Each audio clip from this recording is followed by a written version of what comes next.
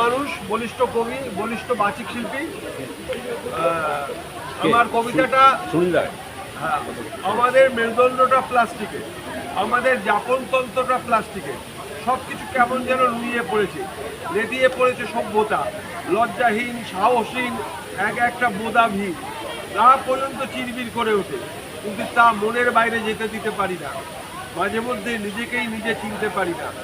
আমরা সাধারণ, অসাধারণ হতে ইচ্ছা করে না, কারণ বিবেক ভয়ে গোপন গর্তে সেদিয়ে গেছে। আমাদের লজ্জা নেই, আমাদের মান নেই, যা আছে শুধু বেঁচে থাকার গল্প, স্বার্থের গল্প। যা আছে শুধু বেঁচে থাকার গল্প, স্বার্থের গল্প, লোভের ইতিহাস, হিংসার কত কথা।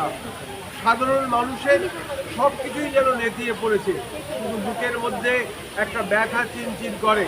আচ্ছা, হৃদয়টা তো প্লাস্টিকের হতে পারতো। ধন্যবাদ।